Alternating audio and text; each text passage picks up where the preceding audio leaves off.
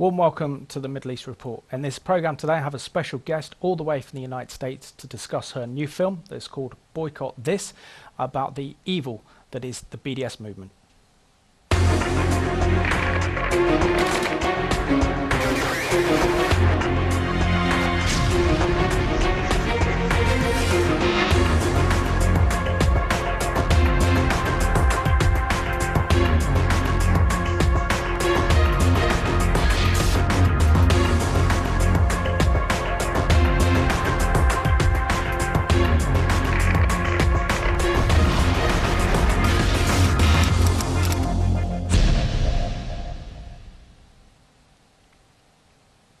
Warm welcome to the programme. My special guest from Tennessee today is Lori Cardoza-Moore. She is President of Proclaiming Justice to the Nations. Lori, I just have to give you a very warm welcome to the programme and thank you for being my guest in what I think will be a very special Middle East report. Absolutely, Simon. Thank you for having me. I've been a big admirer of your program and it's an honor to be here today. Likewise. Can we just really start off by saying, how did the Lord touch your heart, and how did you come to faith in the Lord Jesus Christ and become so passionate about Israel that you are so important in the United States and around the world for defending Israel and the Jewish people? Well, my journey started in a crisis of belief in my own personal life. My husband and I were had filed for divorce. We had only been married 3 years. We had a daughter, and we had come to a crisis in our lives. And so by the grace of God, our marriage was restored. We had asked the Lord, we realized at a Catholic marriage retreat that we had never built our marriage on the foundation of God, of His Word, of His promises, of His covenant, of Yeshua, of Jesus Christ. And so at that weekend retreat, we dedicated our lives to serving Him. And that was the transformative period of time in my life when I began to study the Bible. I wanted to know who this God was that I had given my life to serve. And so I went through the next 11 years of studying intense, deep Bible study. And I started with a group called Community Bible Study. I know they're an international women's Bible study organization. But I started with them because they were starting in the book of Genesis. And I thought, what better place to start than the beginning? And over the period of 11 years, I went through all the way to Revelations. And the one thing that stood out to me the whole time was the story of Israel. The whole narrative, how God made a promise, a covenant to Abraham, to Isaac, to Jacob. And the story really picks up in Genesis 12, but it proceeds through the whole book. And I looked at the Bible at that time as a book written to Israel, for Israel, about Israel. And I realized that, as Paul had talked about in the book of Romans, that we were grafted in, that Gentiles were grafted into the Commonwealth of Israel. And so when 9/11 happened, 6 months after 9/11, 9/11 was the catalyst, if you will, to ignite and start this organization. I didn't know it at the time, but I knew that when that second plane flew into the tower, to one of the trade towers, I knew that Amalek had come to our shores. Amalek, if we remember, God told Israel to never forget what Amalek did to them while they were going through the desert. Amalek attacked Israel. That was part of their military strategy, to blindside or attack from behind. And that's exactly what happened to the United States. So I started asking the question, where is the United States in prophecy? Why did this happen to us? And that started the journey. And 6 months later, we heard that Alabama had passed a resolution to support the state of Israel. And as soon as I heard that in my ears, I heard the Lord say, you are to do that here in Tennessee. And that was the beginning. We introduced a bill. I had been involved in politics years before. I used it back in the 90s. I had represented Tennessee Right to Life. So I was heavily involved in the pro-life movement. And when the Lord said it's time to come out of sabbatical, we had just had baby 3, 4, and 5, so I wasn't doing much for those early years. But it was time to come out of sabbatical and push this resolution, and that began, that was the start of what happened, of how I got involved. And of course, we started Proclaiming Justice to the Nations, or pjtn.org. Your audience can go there. We started that in 2005, and now 15 years later, we have established, by the grace of God, an international organization whose mission is to educate Christians about our biblical responsibility to stand with our Jewish brethren and defend the state of Israel, the land that God calls his. Fantastic. And you're involved on so many different levels. You've made documentaries, and one that comes to mind is the Forgotten People, about the Holocaust and the link between anti-Semitism that we saw during World War II and the rise of Jew hatred now today that's being peddled by Islamic extremists around the world. And also you have your own TV program as well. Can you share something about your own TV program? Yeah, absolutely. So let me just share with you, Simon, that the way we accomplish our mission, because if we're going to educate Christians, we're proclaiming justice to the nation, so we have to get our message out to the world. And we accomplish our mission by producing award-winning documentary films and programs to educate Christians. We have 12 different media partners through the National Religious Broadcasters Convention who air our programs globally. So it enables us to reach 200 nations and 950 million potential viewers. So having said that, if I knew that many Christians were not being educated from the pulpit about Israel, what God was showing me through those 11 years of studying the scriptures was that God had a plan and a purpose for Israel.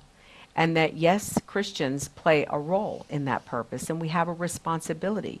But I found that most pastors didn't even know this, because the pastors go to seminary.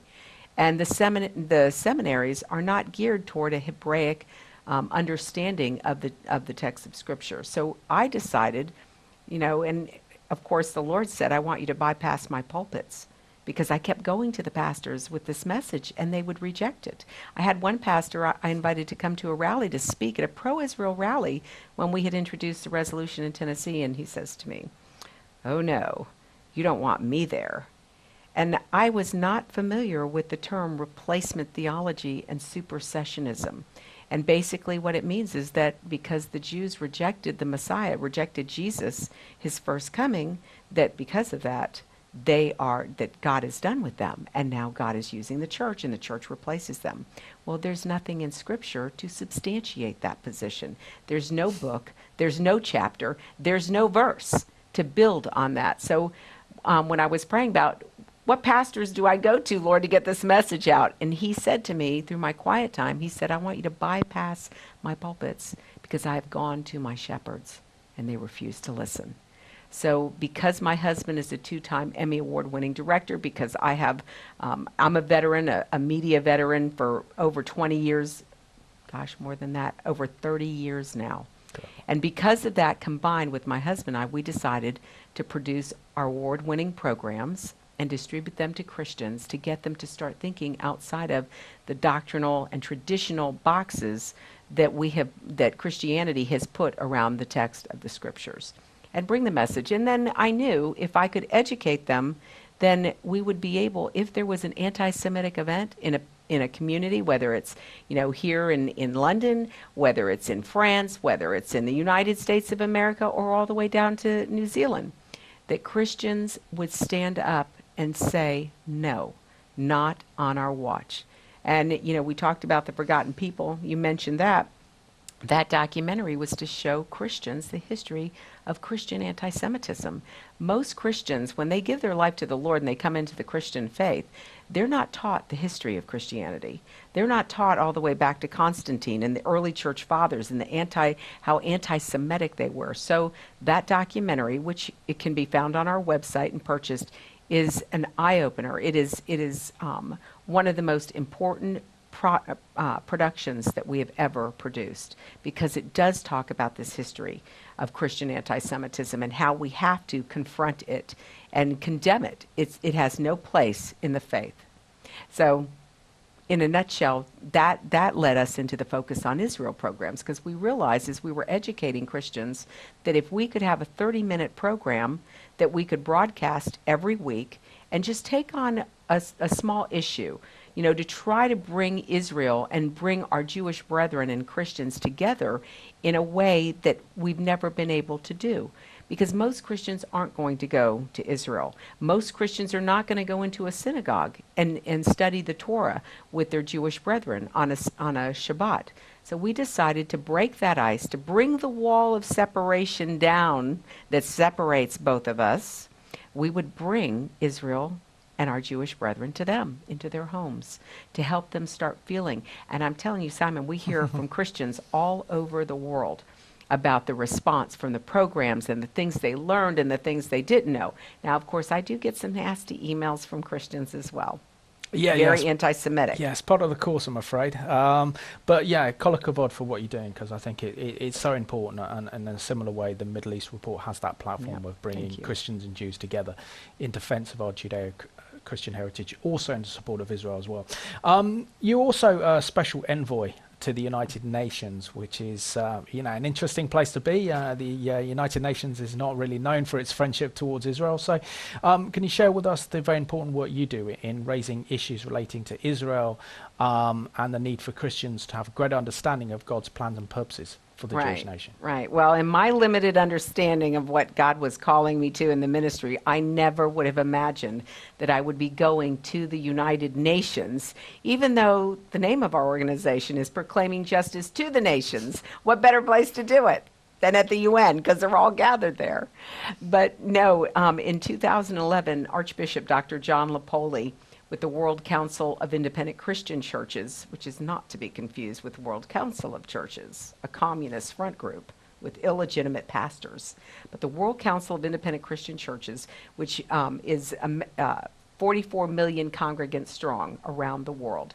Dr. Lapoli contacted me, and he said, I've been following your efforts over the last couple of years. And he said, how would you like to do what you do at the United Nations? And of course, I jumped at the opportunity. I was like, oh my gosh, how prophetic is that, proclaiming justice to the nations? So it's been an interesting road there at the UN. My whole role, my whole goal, every meeting, of course, my focus is human rights, and as specifically as it relates to anti-Semitism. So I go to all the human rights meetings, and of course, I challenge the leadership and challenge the panelists when they're talking about how are we going to handle this. And of course, they never bring up anti-Semitism. Although anti-Semitism is growing globally, I'm always the one to throw the bomb in the room and say, so nice of you to take care of the Christians and the Yazidis and deal with all these human rights issues, but you forgot one group of people. What are you going to do about the rise of anti-Semitism globally? And that, oh my gosh. It's amazing, the response, the anger that you can actually see the physical anger rising up in these people as they respond back to me. But that has been my role. And of course, I've had many Christians say, why would you go to the UN? It is so evil. They need to pack up and move to, another, I hear, an Islamic country, not the United States of America. And I remind Christians that if we retreat from society, then there's going to be a void. A vacuum is created, and someone is going to fill it. And ironically now, here 5 years, we've been waiting and waiting and waiting, and now we have Donald Trump, who's been elected president. He has appointed Nikki Haley as the ambassador to the UN for the U.S., and Nikki is a firm and committed friend of Israel. She has proven herself in South Carolina as their governor. She was the second state in the country. She was able to sign an anti-BDS bill into law in South Carolina.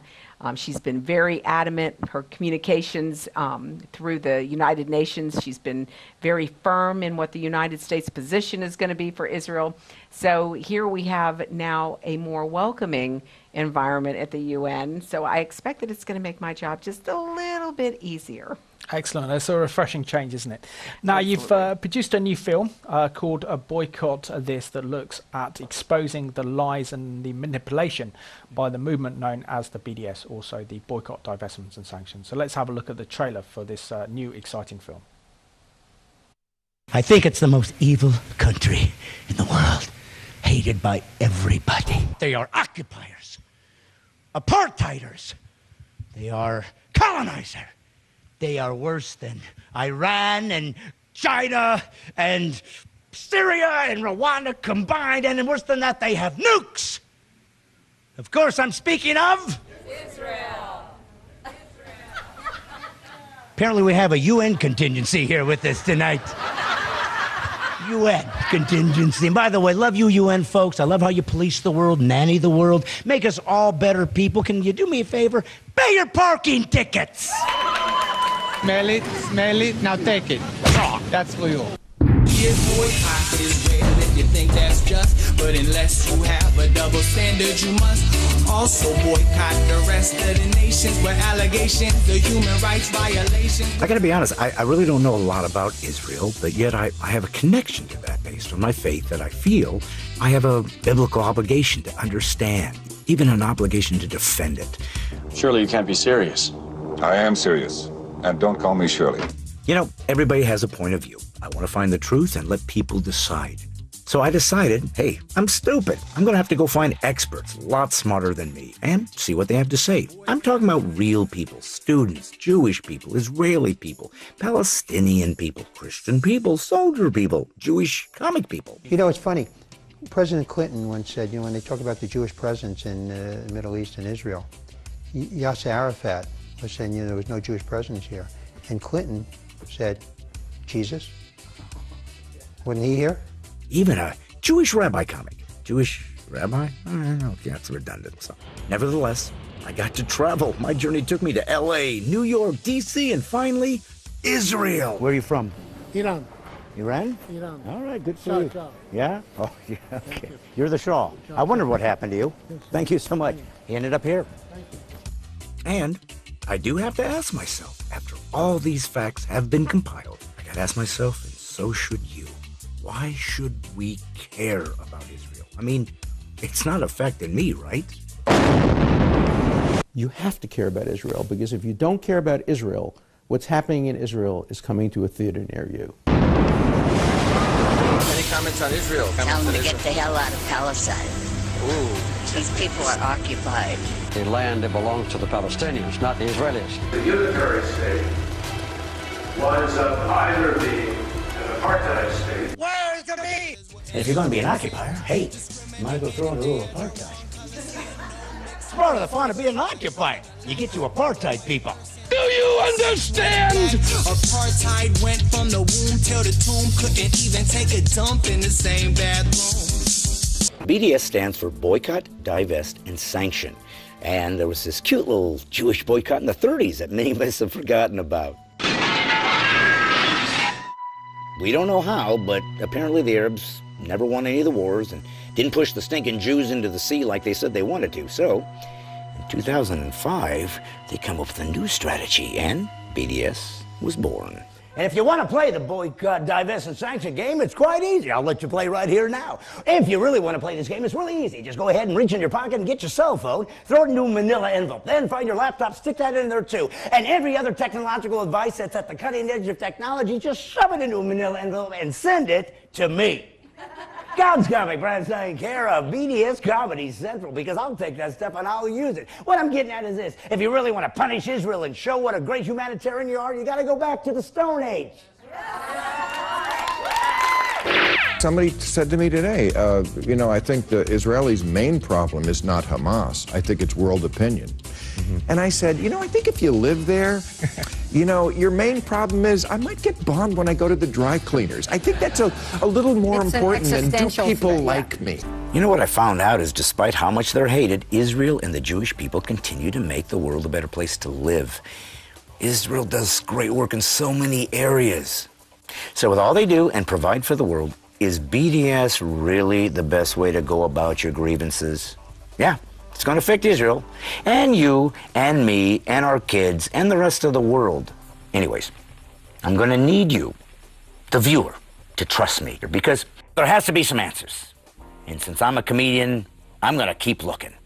Boycott Israel if you think that's just, but unless you have a double standard, you must also boycott the rest of the nations where allegations of human rights violations. We're not perfect, but if you think we're the worst. And that's an excellent new film exposing the lies peddled by the BDS movement. Laurie, well done for making such an important film. Thank you. What is your target audience here? Because having watched it, and it's a amusing film, but also very informative and also very educational. Are you targeting this at Christians and also other people that don't know much about Israel and don't know much about the BDS as well? Well, absolutely, Simon. Our goal really was to target the millennial audience. And yes, Christians, but Christian millennials are much like their secular friends on college campuses and high schools. And we knew that if we could use humor, satire, and wit to entertain these students, that we would be able to cause them to start thinking from a different perspective. Because one thing that we do find about the millennials, they are truth seekers. Yes, you have some who are going to buy into the narrative and they're going to jump on the train and they're going to ride that train to its completion. But I am finding that many of the millennials that I am speaking with are concerned about the facts. And when you start laying out the facts, when you start telling them that boycotting, divesting, and sanctioning Israel is not only fueling anti-Semitic attacks around the globe against the Jewish community again, it's rising up again on college campuses, but it's that when you speak to these kids and you talk about how it's impacting not just them, but what it's set out to accomplish to help the poor, impoverished Palestinians, it's not doing what they said it would do. In fact, it is hurting the Palestinians. The Palestinians are not able to work. We know that the incident with SodaStream, I'm sure you're very familiar with what happened, Simon. SodaStream, which employed 500 Palestinian Arabs, they lost their jobs because of BDS, because of the pressure of BDS. It's critically important that our young people understand that even the $31 billion given to the Palestinian Authority, and this should make everybody angry, because all of the countries around the world, all the leaders have poured their resources into this problem. And unfortunately, they're not getting a good return on their investment because that money is not reaching the Palestinians, the impoverished people. We interviewed Palestinians when we were there, Arabs, to ask them, this is what we're hearing in the world, around the world, through the mainstream media. Is this true? And the people that we interviewed, from Bassam Ed, who is a human rights activist, even admits that this is a propaganda tool for them to raise, for the Palestinian, all these NGO Palestinian organizations like it at the United Nations, UNRWA, to raise money because it is a money-making venture. The money doesn't get to the impoverished people. The impoverished Palestinians, after $31 billion, are still living in squalor in certain parts of Israel. You have, we did a segment of the film called A Tale of Two Cities, where we focus on Bethlehem and Nazareth, because these are two cities that Christians are familiar with. These are cities that, like Bethlehem, the place of Jesus' birth. And we have Christians, 80% of Christians since 1993, since Oslo, have fled Bethlehem. Why? Not because the Israeli government is governing the area, but because the Palestinian Authority, which governs the area, is persecuting the true Christians. They have had to flee. If we move to Nazareth, Nazareth is governed by the Israeli government. You don't have persecution of Christians there. In fact, Father Gabriel Nadaf, who will be our keynote speaker at the NRB, our event at the NRB coming up the end of this month, he's got a congregation of Christians. He's telling the Christian youth that they must enlist in the IDF, because there is no safe place for Christians in the Middle East. The only safe place for Christians is in Israel. And Christians need to start fighting along and defending, standing alongside of their Jewish brethren in Israel and fighting to defend that land. So yes, our focus was the millennial audience, but not just to the Christians, to a secular audience, millennial audience as well. Excellent. And isn't it important as well that we bring kind of moral clarity, particularly to young people, and particularly for those Christians who have a heart for Israel that are at our universities, whether in Britain or in the United States, and the hostility against Israel there is profound to the extent that Israeli speakers or Jewish speakers about Israel are not even allowed a platform to speak without facing intimidation and threats. Right. And so therefore it's important that we kind of educate that generation about the importance and significance of Israel and the Jewish people. How has your film gone down when you've actually shown your films at some universities in the States? Well, we've done some test markets in Orlando and Oral Roberts University in Oklahoma, as well as California, and the response that we receive from the youth is overwhelmingly positive. You know, before we start the film, I always ask the millennials, the audience, you know, what they know about BDS. I find it surprising, Simon, that many of them are not familiar with the term until after they see the film. Then they know exactly what BDS is.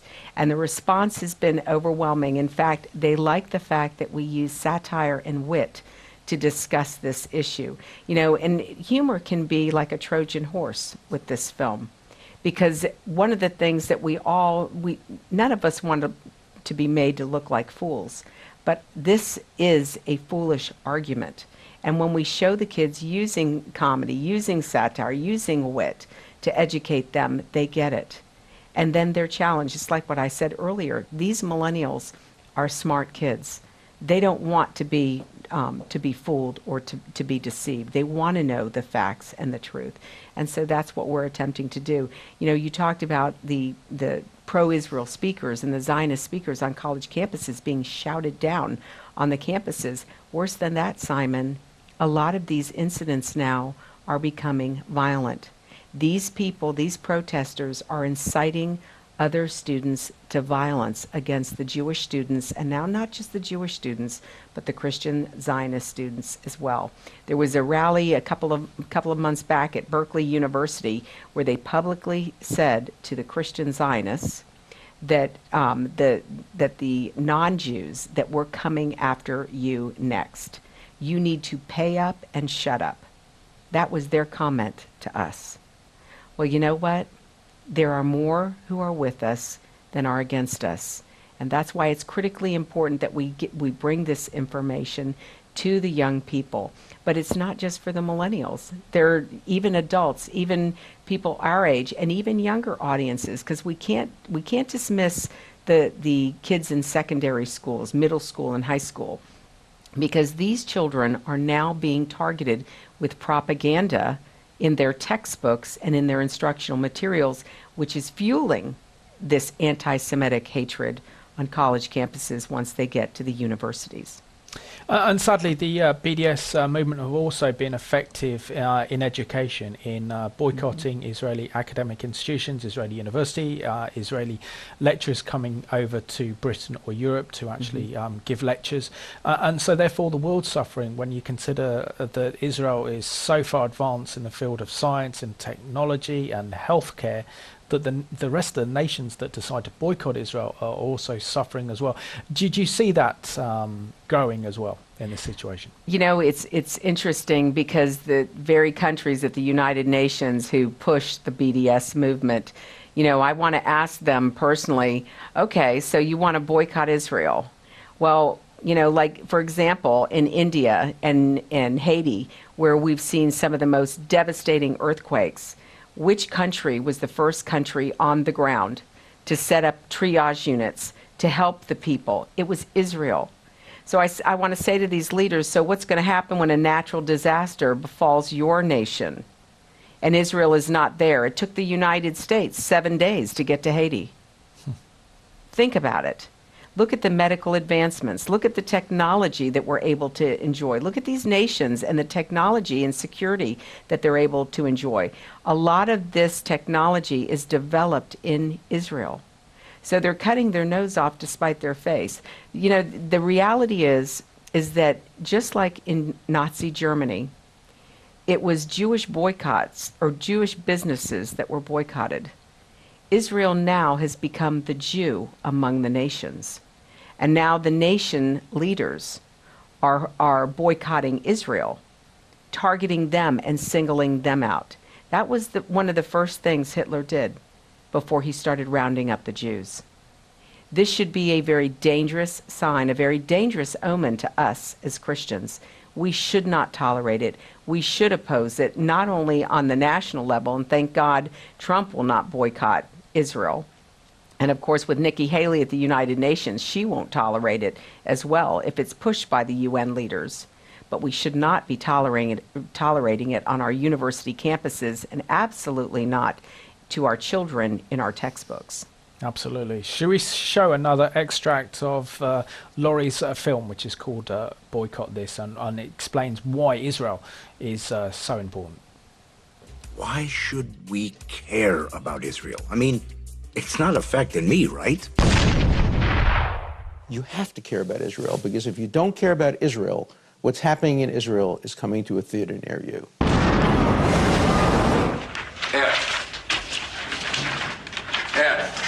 So, to get to the truth, we're gonna need to go back, way back. So your people, Palestinians, have been here how many? We've been here from the time of Adam and Eve. What is Israel? Who are the Jews? Who are the Palestinians? What is Palestine? So, around 3,000 years ago, a nice little place called Israel. What gives them the right to try that again? Anyway, the Romans came in, threw some toga parties, and renamed the place. The Romans were so fed up with the manpower and material losses the Jewish people had caused them, they decided to basically get rid of the Jewish people.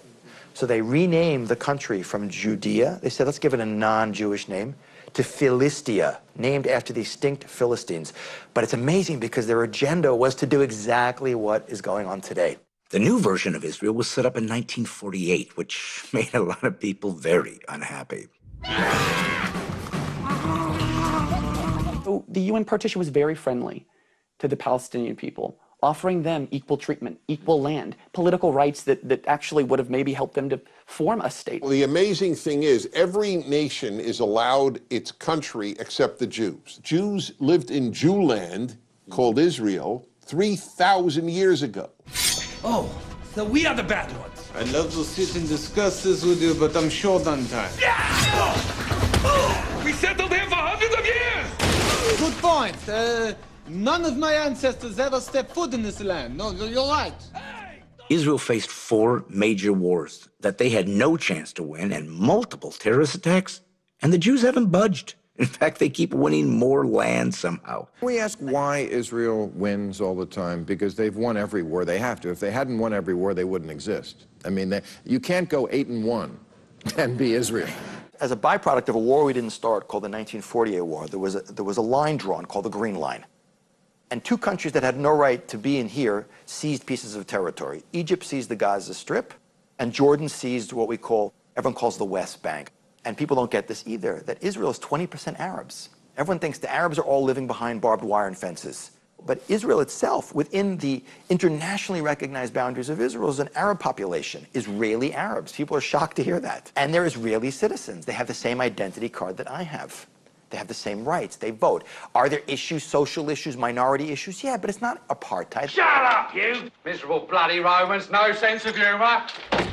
As we discovered, the Romans hated the rebellious Jews. I mean, I guess those pesky Jews didn't enjoy whippings, floggings, and crucifixions, even though they were free. Shut up, you Jewish turd. Who are you calling Jewish? I'm not Jewish. I'm a Samaritan. Thus, they got so ticked off that they renamed the place Palestine. Now, this included Israel, Judea, and Samaria, basically anywhere a Jew lived. Then, in 70 AD, they said, enough is enough, and kicked out any and every Jew they could find. Money pulling your leg? It's a joke. So now, just who exactly are the Palestinians? Were they called Palestinians then? I don't even know what they were called. We are all, well, the Canaanites. This is the land of Canaan, and Canaan is an Arabic word, and And Palestine, is Palestine an Arabic word? I don't know the difference. Well, Palestine it may be it's thousands of years old, you know. After the Romans renamed the place Palestine, everyone's driver's license said Palestinian, right? I mean, the Jews, the Arabs, the Democrats, everyone. Actually, for the next 1,500 years or so, it was the Jews, not the Arabs, who were called Palestinians. Now, here's the strange part. Jews who had lived there since birth suddenly were no longer Palestinians. Only the Arabs were. But what's in a name, right? There is a fifth dimension, beyond that which is known to man. Did you know that there have been more United Nations resolutions condemning Israel than every other nation on the earth combined? What? I'm afraid they'll find our humor very, very dry. So I went to meet with some important UN people. What do you got? I mean, first of all, the UN as an organization in general does a lot of good work in the world. When we're dealing with the General Assembly, for instance, it's basically become the thrashing ground for Israel. I think that the UN became one of the biggest corrupt organizations around the world. The UN Human Rights Council gets together and immediately at every session always begins by condemning Israel, automatically. So the UN is not an objective player in the Middle East at all. But if you really care about human rights, look at Syria. What are you obsessing with us for? There's hundreds of thousands of people being killed there, and you're silent. Truth is a very powerful weapon, and this film clearly shows the truth regarding exposing the lies of the BDS, and this is why we welcome it on this programme. Laurie, when it comes to the BDS movement, particularly here in Britain, the British government over the last few years has done a lot of good work in confronting this, and particularly saying that it discriminates against the rules of the World Trade Organization's agreement, being a member of the World Trade Organization. And so therefore this is the reason the British government is giving in order to actually prevent local authorities and schools and other local bodies from implementing the BDS. And particularly in recent years we've seen the closure, sadly, of the Harvest store in London because of the protests outside. And also in Brighton we had the SodaStream store that was closed.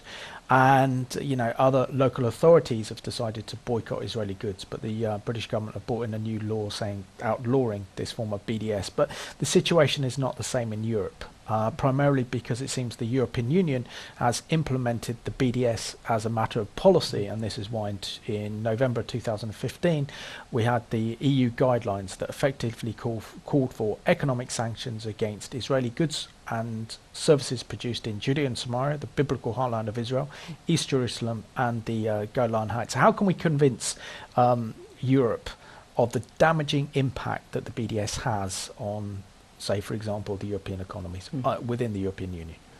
Well, when you're speaking to a European audience, I had met at the United Nations with the EU office, and we are working on introducing an anti-BDS resolution at the United Nations. That's one of our upcoming projects. And when I met with the team at the United Nations, they assured me that the EU office does not support boycotting Israel. However, they do support putting labels on products for consumers so that they can be good consumers. They can know where their product was created. And of course, I asked them, putting it, if you're labeling just Israeli products for those, for that purpose, are you labeling all the products from other countries around the world? But they don't see that as an issue with BDS. They are opposed to BDS. Now, they did inform me that members of their union do support boycotting Israel. As the audience will see in the film, and they can order the film if they want to order a copy, so they'll have a personal copy. They can go to our website at pjtn.org, and it'll be released after March 30th. But what these leaders don't understand is if they start boycotting Israel, we as Christians know, the Genesis 12:3, I will bless those who bless you and curse who curses you, and all the nations of the world will bless themselves by you. We benefit incredibly from the technology, the ingenuity, the advancements that are being made in Israel.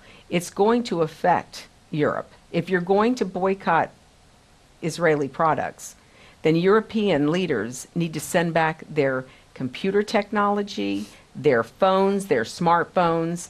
They don't realize what boycotting Israel. They think it's just a simple, bottle of olive oil or dates that are being made in Israel and shipped out, or flowers, plants that are coming, fruit, that are coming out of Israel. It is more than that, and it will affect them in a very direct way.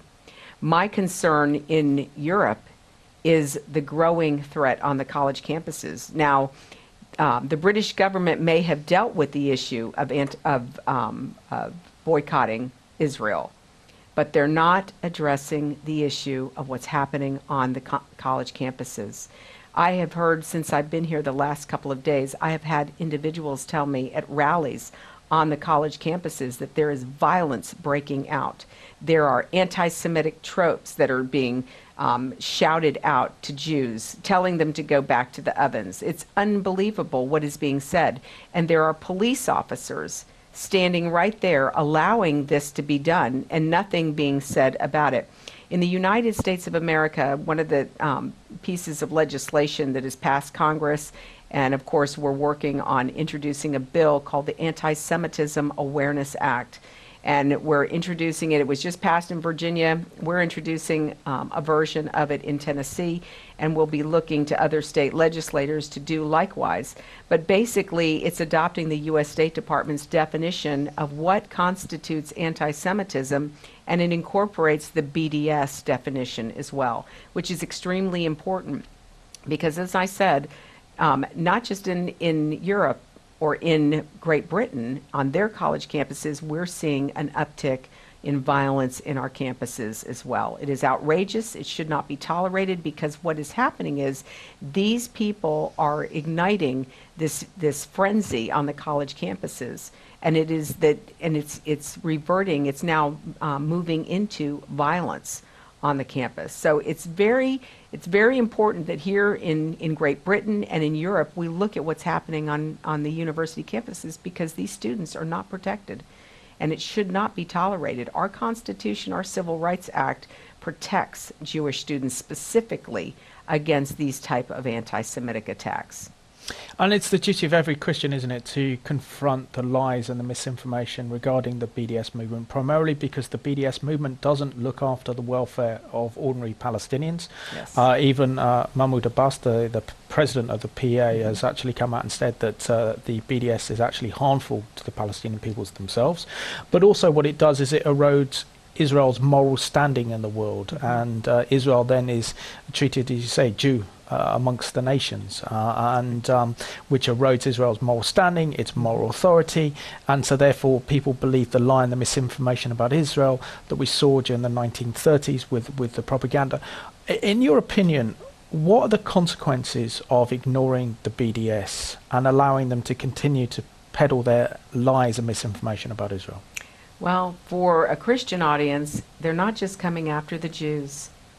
They're going to come after the Western Christian nations as well. We already see that. If we look at what's happening in the Middle East, they're not just targeting Jews.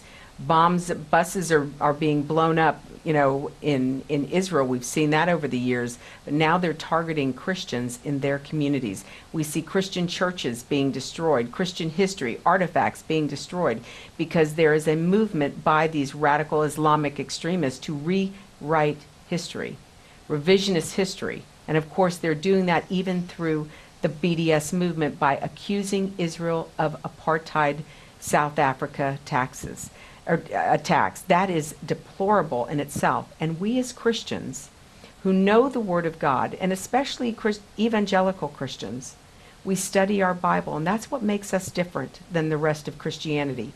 Mainline Christianity follows doctrines and traditions. We stand on the Word of God. We read the Old Testament. We believe that the covenant that God made with Abraham, Isaac, and Jacob is forever. When God said it is forever, it is forever. Paul in the book of Romans said God's gifts and calling to Israel were irrevocable. That means they're never going to be revoked. And unfortunately, too many mainline denominations, we see this in the United States. You have many mainline Christian denominations now that are calling and passing resolutions to boycott products, companies who are doing business in Israel. This is outrageous. It is absolutely ridiculous, but it shows that anti-Semitism, replacement theology, supersessionism is alive and well in Christianity. And Laurie, we're down to probably about the last 5 minutes of the program, really, and probably the most important question of all. As Christian Zionists, how do we respond to the BDS movement? How do we respond to these lies and this information that's peddled? And how do we confront this growing Islamization that we're seeing right across the Western world?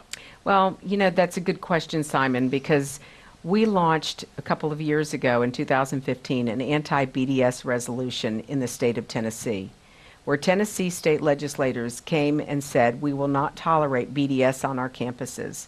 That's what the resolution does. It exposes groups like Students for Justice in Palestine, Muslim Student Association. These are the organizations that are tied to the Muslim Brotherhood and Hamas who are peddling this propaganda. When we introduced that, we launched a media campaign globally to let Christians around the world know what we were doing. Well, you know what? Christians rose up, Simon. We heard from Christians in 47 states across the country requesting information, not just Christian grassroots citizens from those states, but legislators who wanted information as to how they could introduce that resolution. We passed it in 10 states. This year, we're working on Ohio, we're working on Texas, we're working on Georgia. But we didn't stop there because we have a global media audience. We took the message out to the Christians around the world, and guess what? We heard from people from 11 countries who contacted us wanting information about how they could introduce that resolution in their parliament. We heard from UK Lawyers for Israel. We're communicating with them about introducing a resolution. Canada passed a motion in their parliament using language from Tennessee's resolution. We had a Baptist minister from France who contacted us about information. So we're working with all of these grassroots citizens to affect the grass tops. We have to launch an all-out assault against this lie and this hatred. Christians have to understand that replacement theology is still alive and well, and that's why many of our denominations are supporting BDS. It's why we see, even in the United States, the Hobby Lobby family, Mark Green, who is producing, a very wealthy family, producing propaganda films, Little Town of Bethlehem, peddling a false narrative that the Jews are occupying Palestinian land. There is no text in the scripture. There is no book, there's no chapter, there are no verses to substantiate his plan. What is very frightening is we see leaders with influence like Mark Green, who now is the biggest philanthropist of Oral Roberts University in Oklahoma. ORU is one of the U.S. most prestigious Christian evangelical universities who have always been pro-Israel. And now we have someone who is funding the university. We have heard up to $250 million to keep this university afloat, who now has the influence of these young people. And we actually did a screening at their university, and the students were outraged when they found out that this man sits at the helm of their university and the influence. Laurie, I just want to thank you so much for being my guest on the Middle East Report. You're always welcome to come back, and thank you for the incredible work that you're doing exposing the BDS and standing with Israel. And, may that continue. God bless you. Thank you, Simon, for having me. Pleasure.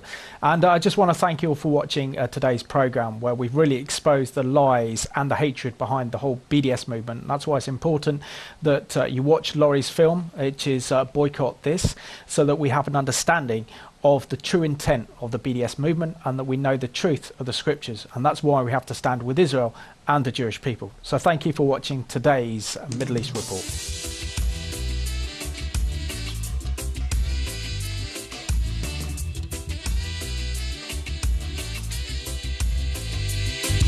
Boycott Israel if you think that's just. But unless you have a double standard, you must also boycott the rest of the nations with allegations of human rights violations. We're not perfect, but if you think we're the worst, first take a look at the rest of the earth. Don't pick and choose to pick on the Jews. Pick up the paper and read the news. Boycott North Korea. I don't think you'll see a country in the world that could be unfreer.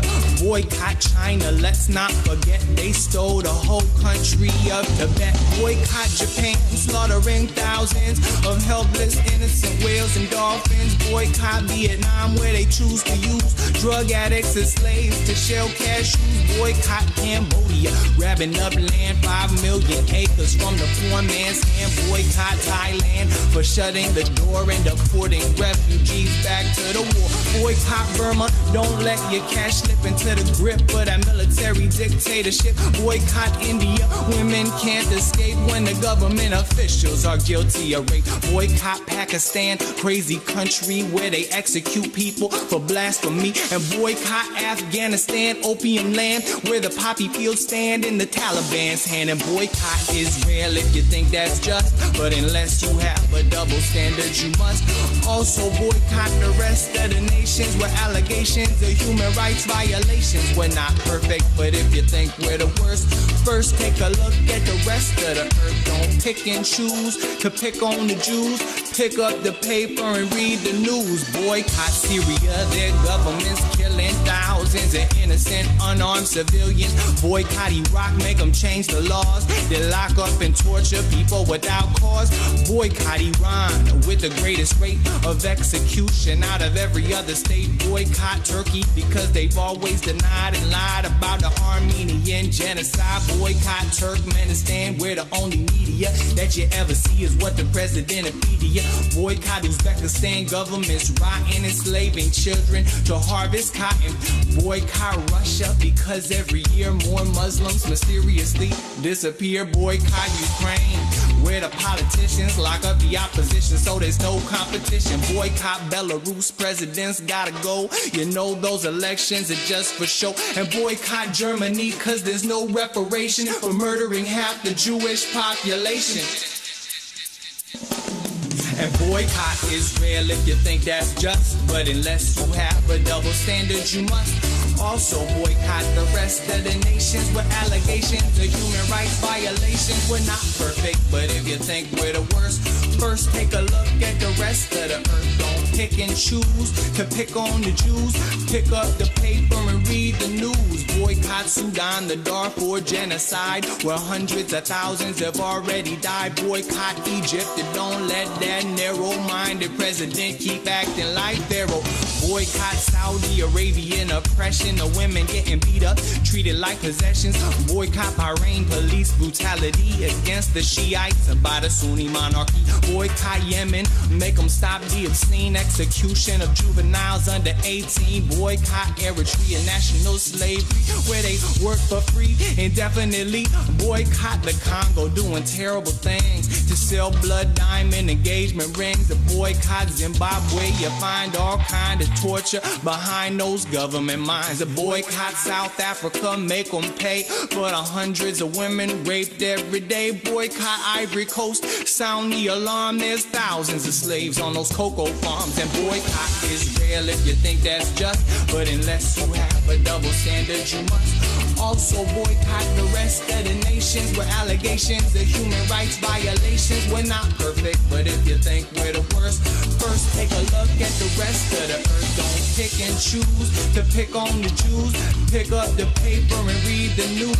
Boycott Chile, because they deny abortions even if the mother would die. And boycott Brazil, where the brutal police kill thousands of people to keep the peace. Boycott Venezuela, closer inspection shows that the socialists stole the election. election. Boycott Colombia, putting out the lights of anyone who fights for union rights.